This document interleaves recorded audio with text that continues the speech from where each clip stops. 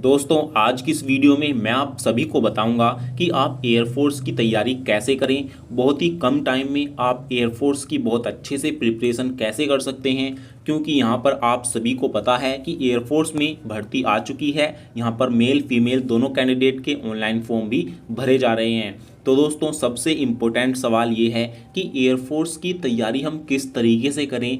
जो बच्चे अभी 12th पास करके आए हैं उन्हें नहीं पता तैयारी कैसे करनी होती है, सबसे पहले क्या पढ़ना होता है, कौन सा सब्जेक्ट पढ़ना होता है और उसको कैसे तैयार किया जाता है। तो ये सभी चीज़ें आज मैं यहाँ पर आपको समझाने वाला हूँ, क्योंकि यहाँ पर मुझको बहुत ही एक्सपीरियंस है इस चीज़ का कि किसी भी एग्ज़ाम की, मेनली एयरफोर्स के एग्ज़ाम की तैयारी को कैसे किया जाना चाहिए। तो यहाँ पर आप सभी के लिए मेरा ये एक्सपीरियंस बहुत ही काम आएगा, क्योंकि यहाँ पर मैं आपको बताऊंगा कि क्या गलती आपको नहीं करनी है और क्या क्या चीज़ें आपको करनी है। तो ये दोनों चीज़ें आप सभी के लिए बहुत ही इम्पोर्टेंट हैं। तो आज की ये वीडियो आप सभी ज़रूर देखना अगर आप एयरफोर्स की तैयारी कर रहे हैं। तो साथियों बिना टाइम वेस्ट किए मैं वीडियो को स्टार्ट करता हूँ।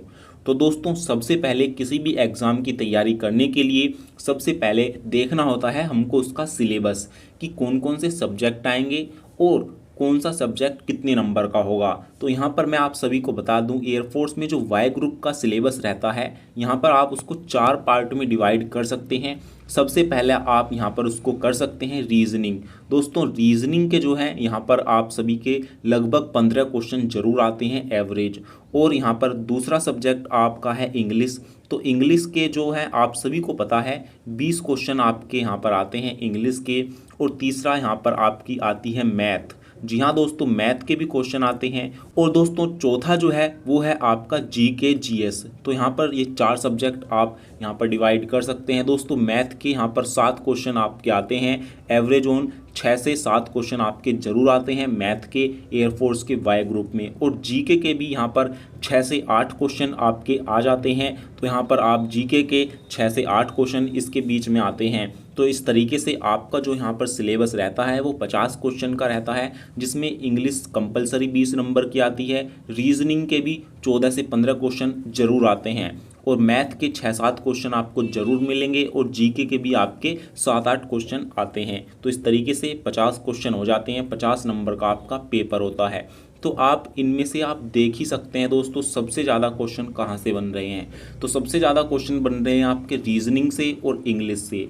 तो आपको क्या करना है, आपको सबसे पहले इन 2 सब्जेक्ट को तैयार करना है बहुत बढ़िया तरह। मैं आपको बता दूं, अगर आपको इंग्लिश नहीं आती है और आप एयरफोर्स में जाना चाहते हैं तो आप ये सपना छोड़ दीजिए, क्योंकि बिना इंग्लिश सीखे आप एयरफोर्स में नहीं जा सकते। और यहाँ पर मैं आपको एक चीज़ और बता दूं कि इंग्लिश से जिनको भी डर लगता है तो इंग्लिश सीखना बहुत ही ईजी है। पहले मुझे भी इंग्लिश नहीं आती थी, यूपी बोर्ड से पढ़ता था।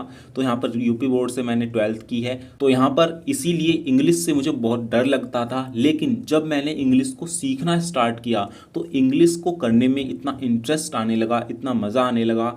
तो इंग्लिश सब्जेक्ट बहुत ही ईजी है अगर हम उसको अच्छे से सीख रहे हैं। जब सीखना स्टार्ट करते हैं तो बहुत मज़ा आता है इंग्लिश को सीखने में। तो इंग्लिश को आपको अच्छे से सीखना होगा अगर आपको नहीं आती।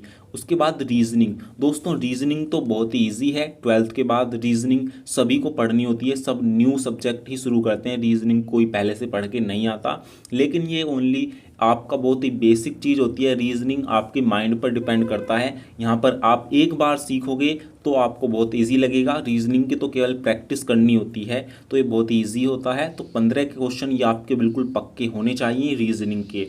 और इंग्लिश के आप अगर सीख लेते हो तो 20 में से कम 15 क्वेश्चन आपके बिल्कुल सही होने चाहिए। 15 प्लस एक एवरेज बच्चा 20 में से 15 क्वेश्चन इंग्लिश के बहुत ईजीली ले आएगा, क्योंकि इंग्लिश के जो सब्जेक्ट, इंग्लिश सब्जेक्ट के जो क्वेश्चन आते हैं बहुत इजी लेवल के आते हैं। ज़्यादा हार्ड लेवल तो होता ही नहीं एयरफोर्स में, बहुत इजी लेवल इंग्लिश का, रीजनिंग का, मैथ का, जीके का, सभी का इजी लेवल होता है।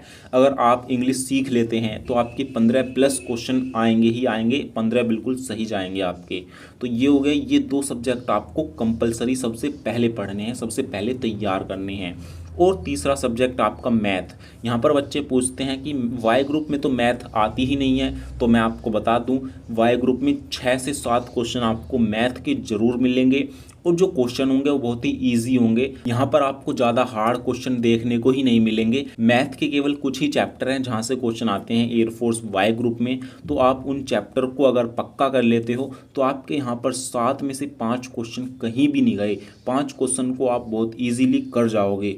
और बात करें जीके की, तो मैं यहाँ पर आपसे कहूँगा कि जीके तो आपको छोड़ ही देनी चाहिए, क्योंकि जीके में इस तरीके से आप तैयार करोगे, जीके का पोर्शन इतना बड़ा है, आपको physics, chemistry, biology, history, geography सभी चीज़ें आप याद करके जाओगे, तो उसके बाद भी जीके के क्वेश्चन कहाँ से आ जाएं कुछ पता नहीं रहता। इसीलिए जीके को आपको यहाँ पर ज़्यादा टाइम नहीं देना है। अगर आपको जीके पढ़ना है तो आप इन 3 सब्जेक्ट को पक्का करने के बाद लास्ट में जब एग्ज़ाम नज़दीक आए, जब आपको जीके में करंट अफेयर्स के क्वेश्चन देख लेने हैं, करंट अफेयर पढ़नी है, क्योंकि करंट अफेयर आते हैं 3-4 क्वेश्चन जो है आपके करंट अफेयर से ही पूछे जाते हैं। तो इसीलिए आपको जीके पर लास्ट में ध्यान देना है। स्टार्टिंग में रीजनिंग, इंग्लिश और मैथ को तैयार करना है, और इनकी टॉपिक वाइज सब सिलेबस को आपको देखना है कि इंग्लिश में कौन कौन से टॉपिक हैं जहाँ से क्वेश्चन आते हैं, रीजनिंग में कौन से चैप्टर हैं, मैथ में वो कौन से चैप्टर हैं जहाँ से एयरफोर्स वाई ग्रुप में आपके आते हैं। तो इसकी वीडियो मैंने अलग से बना रखी है, एयरफोर्स वाई ग्रुप की, एयरफोर्स एक्स ग्रुप की,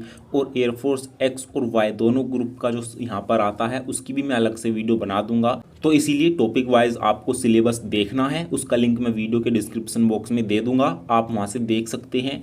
और एक एक टॉपिक को आपको डेली यहाँ पर कंटिन्यू सीखना है, उसकी प्रैक्टिस करनी है।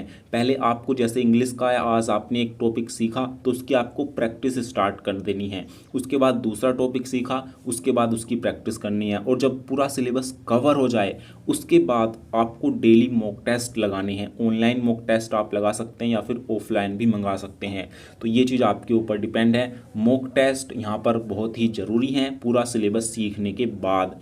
तो प्रैक्टिस बहुत ज़रूरी होती है, तभी आप एयरफोर्स में सिलेक्शन हो सकता है, वरना आप भूल जाइए एयरफोर्स को। तो इस तरीके से आपको करना होगा। सबसे पहले आपको टॉपिक वाइज सिलेबस लिखना है, उसमें एक एक टॉपिक को आपको सीखना है, और जब आपका पूरा आप सीख जाओ उसके बाद जो है आपको प्रैक्टिस स्टार्ट कर देनी है। मॉक टेस्ट लगाने हैं, प्रीवियस ईयर के क्वेश्चन पेपर आपको सोल्व करने हैं ज़्यादा से ज़्यादा।